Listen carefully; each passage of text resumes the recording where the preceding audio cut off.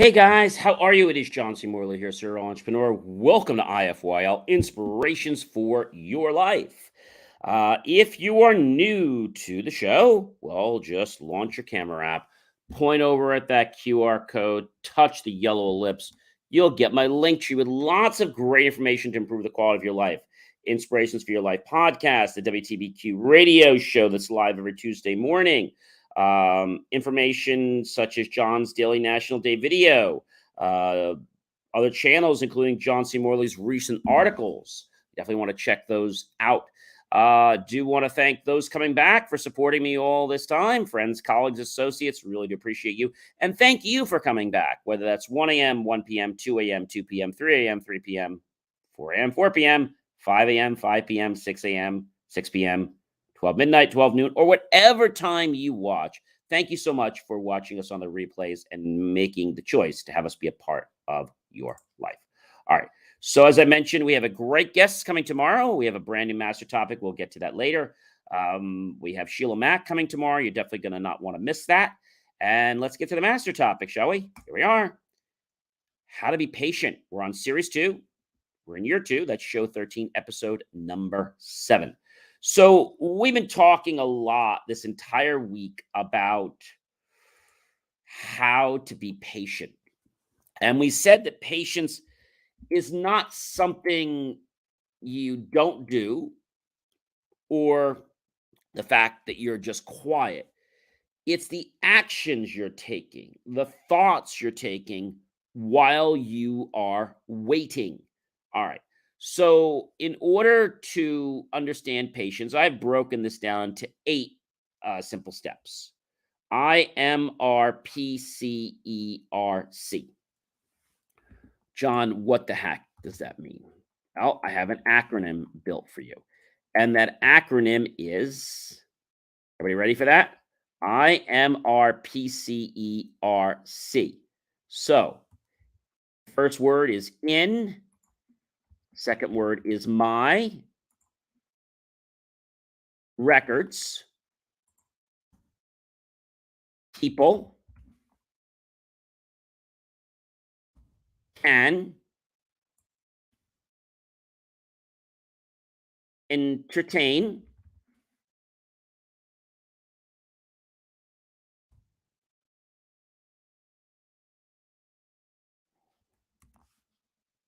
So everybody seeing that so far? In my records, people can entertain red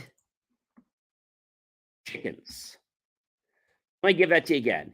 In my records, people can entertain red chickens. What the heck does that mean? Okay. So number 1 for in is intention. We have to have a clear intention, okay? That is very, very important, okay? We have to have that clear intention, right? The second thing that is very, very important is going to be my, right? And that's mission. The third thing is going to be, we say records, but it's really resources, right? The resources that we have at our disposal. The fourth thing is going to be our plan, right? People. The fifth thing is our culture, right? The culture of who we are. The sixth thing is entertain, meaning establish what we're going to be doing. Sixth thing is reward. We say red. So reward is something we can put upon ourselves for being patient. And the last one is CCF, consistent constructive feedback. In my records, people can entertain red chickens. It's meant to be funny, okay? So when we think about patience, again, it is not something you just flip on and say, okay, I'm going to be patient today. No. Being patient is when we can actually live in the moment, when we can embrace our life for what we have right now. And the more we learn how to do this, the more patience just sort of becomes a natural way of life. You see, people in our world that are impatient are usually trying to do a million things. Thus, we want to make sure that we're focusing on one thing at a time, one thing at a time. And by focusing on one thing, we'll start to notice that we are laser targeted. Maybe when I say being patient, let's talk about being patient with people at work. Maybe they're trying your patience. And rather than getting angry and showing your impatience, maybe they ask somebody to confuse you and say, hey, Mark, I understand you have a question, and I am happy to explain in more detail what it is that I was referring to. The only thing I just want to know is what part of my explanation did you need more details on? Maybe you're impatient with an elder person and they're not getting it. So rather than getting fresh and saying, okay, let's go through this in steps. All right. The first step we need to do is we need to take our mouse and we need to point the mouse at the program we want to open. Okay. We're just going to hover over it. Then we're just going to double left click and the program is going to open. Is that starting to become clear to you or sounding a little bit like it makes sense? Are you getting a feel for where I'm going right now? Good? Okay, fantastic. So now once the program is open, the next thing we want to do is decide what we want to do. Do we want to create a new document? Do we want to do something else like that? Thanks for the like, Daniel. Do we want to create a new document? Do we want to open an existing document? Or do we want to perhaps, I don't know, convert a document, right? Maybe we don't want to open or close a document. Then what do we want to do? Maybe we want to learn about some of the features in the program. So we can do that. You'll notice at the very top of the program, I'm talking about Word here, you'll notice there is a ribbon bar. We have File, we have Home, we have Insert, Draw, Design, Layout, References, Mailings, Review, View, and Help. If I click on one of those words at the top, okay, it gives me a different ribbon bar. So if I click on, for example, Review, I'll see things like spelling, grammar, thesaurus, word count, etc., things like that, right? And so that is all applicable to what review is. If I click on the word view, I'll see things like reading mode, or they call it read mode. I can hit escape to get out of it. I can see something called print layout. I can see it says web layout. I can see an outline view. Okay, so that's kind of handy. So all these things are pretty neat. So there's lots of different things that you can do. Okay. And I find that a lot of people, they get confused because of what's going on. Does that make sense? Or not really? Well, it makes sense because we want to understand how something works. So if we understand that in Word, they have created these different words at the top, and when you click on them, rather than having a long menu, We have a ribbon because, ribbons are more fun and ribbons can help us find what we want a lot quicker. And by me just telling you about that, you're probably already getting more patient. So I think the key with patience is we need to play like we were when we were a kid. We need to find that creative spark, that energizing spirit, the one that no one can say no to, the one that just makes us want to learn more about life, the one that not only engages us to be creative, but the one that just has this natural passion for soaking up knowledge like a sponge. Wow.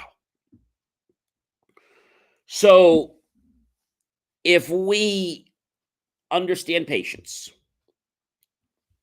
such as when we're eating, it'll help us to digest better for our health, but it's also going to help us in other areas of our life, not just eating. So, when you're patient, other people are more receptive. When you're patient, you stay a lot more healthy. And also, you start to attract people into your life. Maybe somebody does something to you and annoys you. You don't need to become impatient about it. You can just tolerate it for the moment and realize it was just a fleeting thing. Now, if somebody keeps doing it, I can get how someone could be impatient. But I think the biggest thing I want to share with impatience is that we become impatient because we don't like a result, or because we're frustrated, or because somebody said something. And remember, I've told you this before. No one has the right to make you feel inferior about yourself except for one person, you. So don't identify with someone else, and you'll find that you won't accept it. And then by not accepting it, you're going to feel better because you haven't taken on that characteristic. You haven't accepted it. If I asked you a question right now and I said, ladies and gentlemen, what are a couple things you could do right now to become patient? You could close your eyes. You could take a deep breath. Inhale for the count of 3. Hold it for the count of 3 and exhale. You do that a few times. You could just be silent for a moment and notice maybe the clock ticking. Maybe you can hear your heartbeat. Maybe you can even notice subtle sounds like a paper clip that hits the ground. Perhaps you can notice such subtle sounds as when I pick up a piece of paper.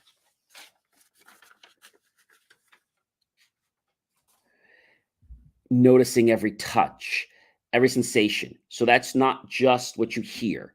That's hearing, sight, right? Touch, taste.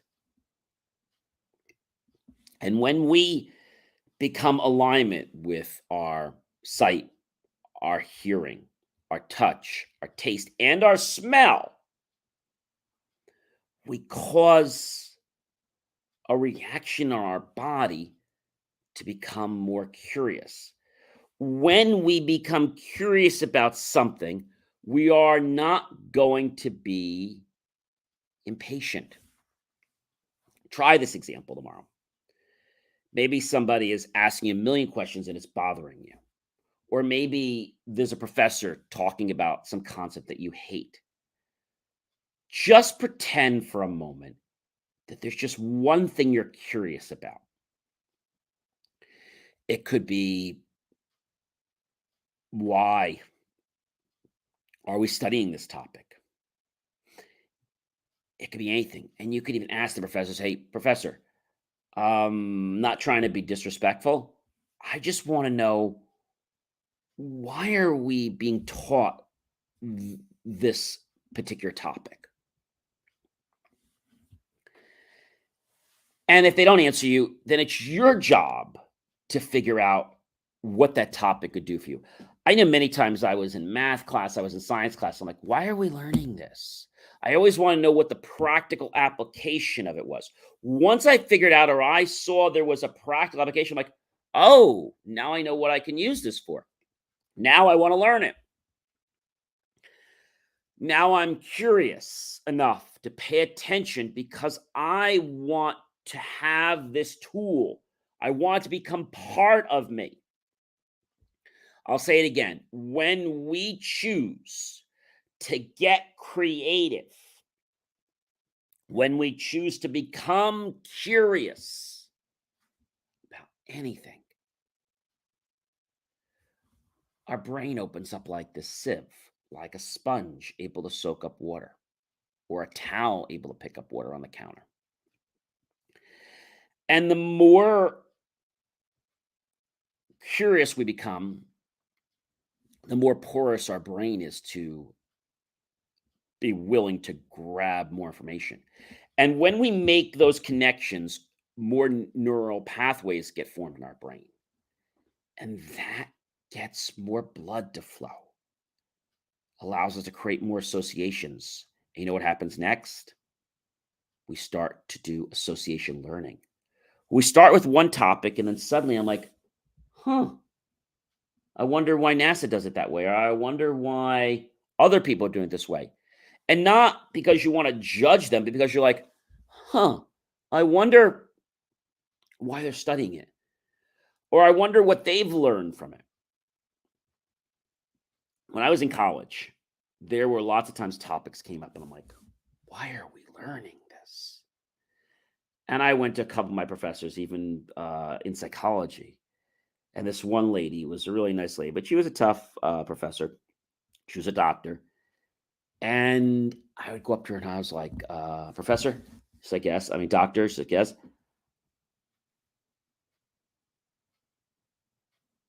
What makes you curious about this particular scientist or psychologist? And when she shared the story, I just looked for something I could grab onto. And once I did, I got this immense appreciation for the topic.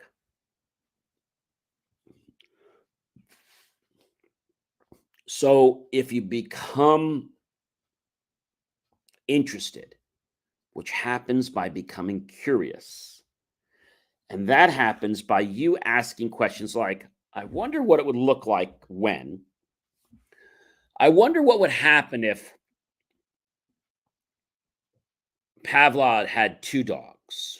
Or I wonder what would happen if Schrodinger's cat's box gave a different result. I wonder. I wonder what would happen if the physics slit experiment gave different results. I wonder what would happen if the theorems in geometry were reversed.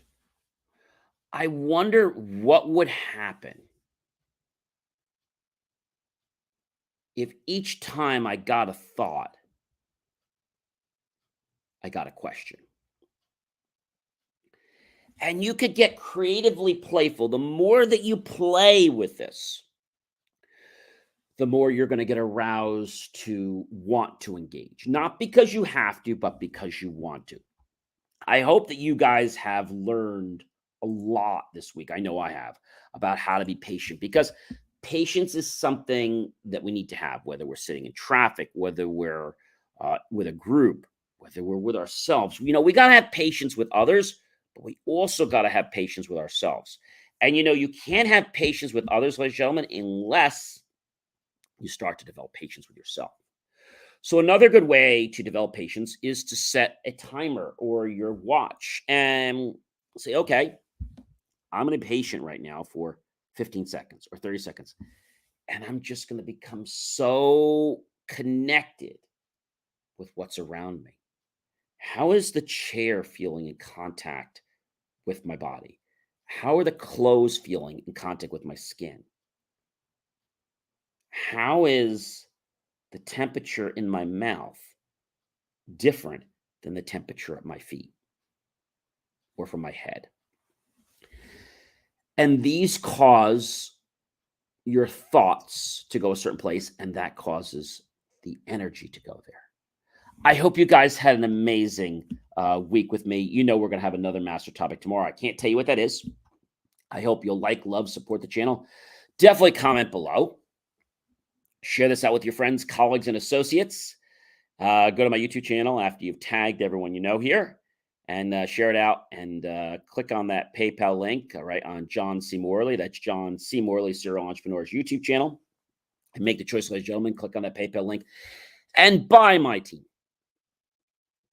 a cup of coffee, a bowl of fruit, or a delicious dessert. You know, either way, we're going to be grateful for those pennies and dollars because we're going to invest them into new hardware, new technology, new equipment, new software, even new facilities to give you the fuel to change your life, to become even better than you are right now. I hope you guys have a great rest of your night, and I'm going to see you tomorrow. Take care.